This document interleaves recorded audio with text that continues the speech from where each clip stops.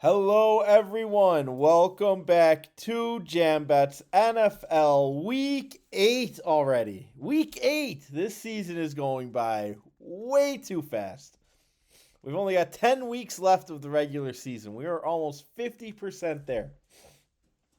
But thank you all for the continuous joining. I am Tike, joined as always by the marvelous Mamma Mia in the rocking the brand new Winter Wonderland Bears hat. I like that hat a lot. Hopefully, these Bears good times will keep on going. So Yep. we're gonna talk. We're gonna talk the Thursday tonight's game. Chargers versus the Vikings. AFC versus NFC. Thursday football. Been a couple of weeks since we've seen a non-divisional and especially a non-conference game here. Chargers are coming in the Minnesota. Chargers are the 3.5 point favorite, and the over/under set at 44.5. But before we dive into that game, we'll give a quick recap of how we did, players that we were watching out for on Sunday. Mamma Mia, you want to go ahead and kick us off? Of course. Thanks, Tyke.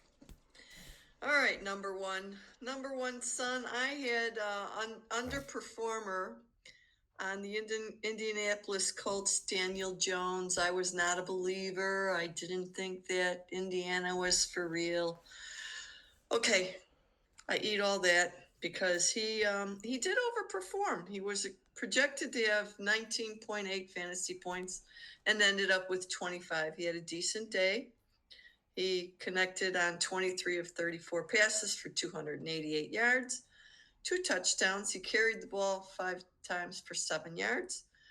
Yeah, he had a nice day. And I think the pressure is just so relieved from him when you have Jonathan Taylor running 16 times for 94 yards and 3 touchdowns. It's like, yeah, just sit back there and just don't make mistakes, right?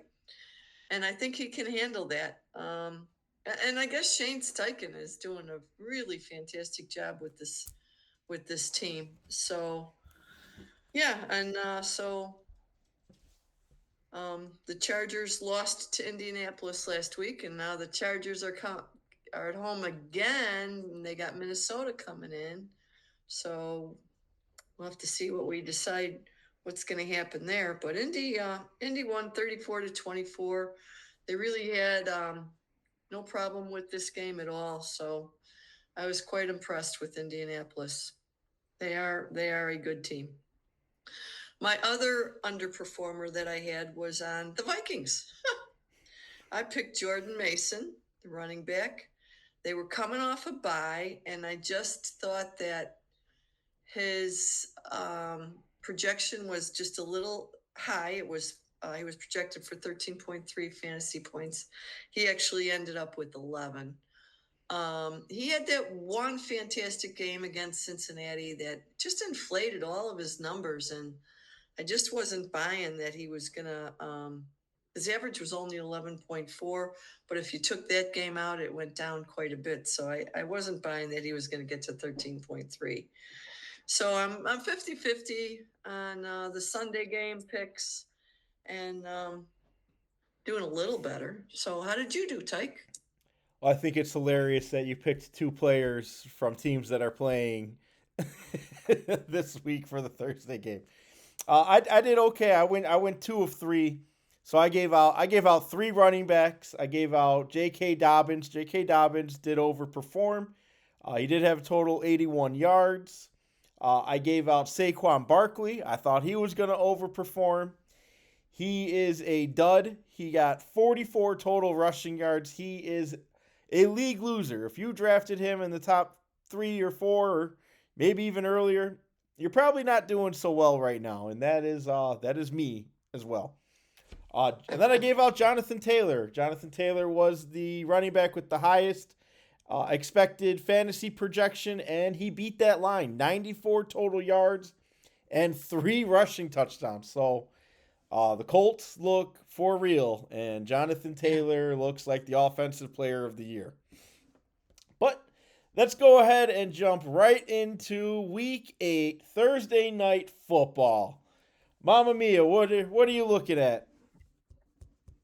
Well, I've been studying again, and I looked at this fellow named Jordan Addison. He'd been suspended for I think the first 6 games of the year. He's only played 3 games, and he's caught 18 of 26 for 283 yards, 65% of his catches, and he's got 1 touchdown, which coincidentally, JJ Jefferson has 1 touchdown, and he's been playing all season. So it looks to me like there's a connection between Jordan Addison and Carson Wentz. They seem to be doing good. He's projected for 12.8 fantasy points tonight. Let's see. Last week he scored 22.8. Week 4 he had 16.8. Week 5 he had 15.5. That was against, Cleveland, Minnesota. I'm sorry, Cleveland, Pittsburgh, and did they play last week? Oh, Philadelphia. Yeah. So he's got something going. He didn't score a touchdown though. So I'm really liking him. He's doing pretty good. He's got 10.9 yards per target. Last week he caught 9 of 12, 75%, 128 yards, no touchdowns. He's really a field stretcher, and he's got pretty good hands. So I'm looking for him to beat the 12.8 fantasy points tonight. So that's my first one. And you want to go with one of yours? Yeah, I'll go with one of mine. So I'm sticking with the same team. Sticking with the Vikings. I'm taking T.J. Hawkinson as my overperformer. So the Chargers play a pretty basic type of defense. They don't do a lot of exotic blitzes. The Chargers will typically play cover 3 and cover 4 for majority of their defensive plays. They run the cover 3 35% of the time and the cover 4 24% of the time. So about 59% of their defensive plays are in those two coverage shells. And Hawkinson, since Wentz has taken over there, Hawkinson has been a really good safety valve, a really good blanket for Wentz. Hawkinson against the cover 3 and the cover 4 is averaging 2 receiving yards per route ran. So that's his average when he's running routes out there. And versus the cover 3 and cover 4 so far this season, which has been 54 or 56 routes with Carson Wentz, so a pretty good sample size. Hawkinson has a 29% target share.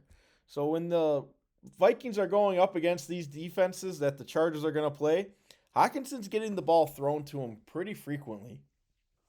So Hawkinson's only projected to have 32 receiving yards. Seems pretty low to me. And on top of that, he's had 38 or more receiving yards every week, 4 weeks in a row since Carson Wentz has taken over starting quarterback. So I think T.J. Hawkinson is still just a little bit too low.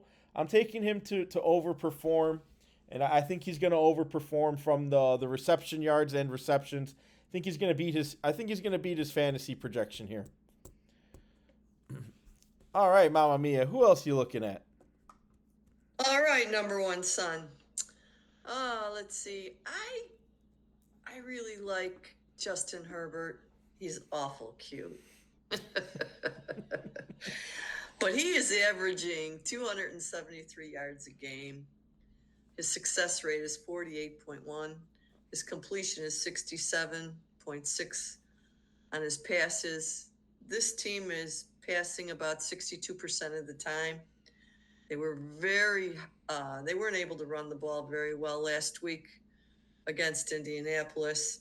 There's a new kid in town that seems to be kind of a nice target for Herbert. I mean, he loves Keenan Allen. He loves Keenan Allen. Ladd McConkey I think he just had a bad game last week. And then this Orlando Gadsden II is a tight end that just blew up last week.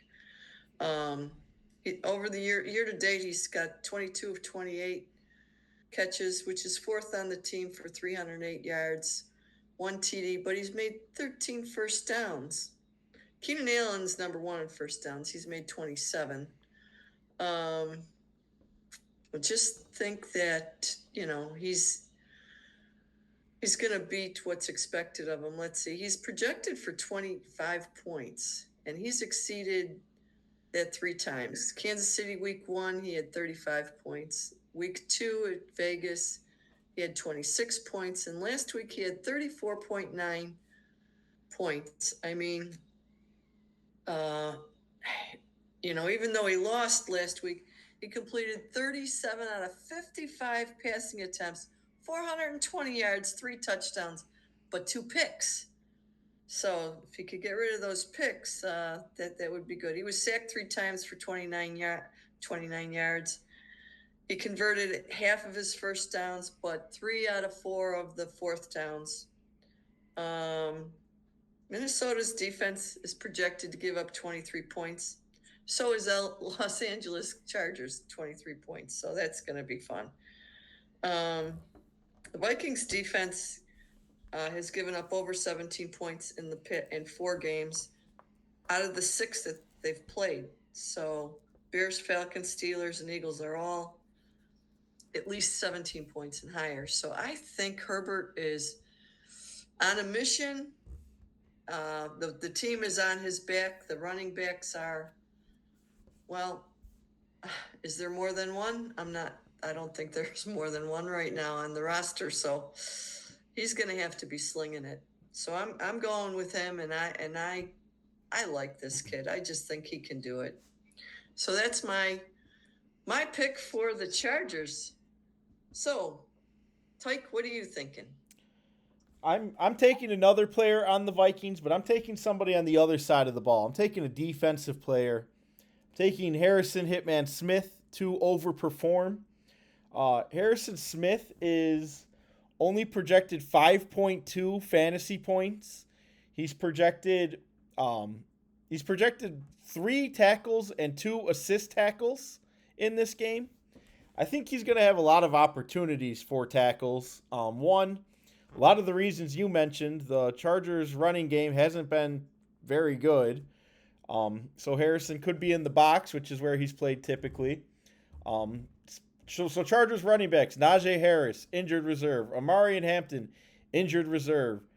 Hassan Haskin is out. The only running back who is on their 53-man roster right now is Kimani Vidal.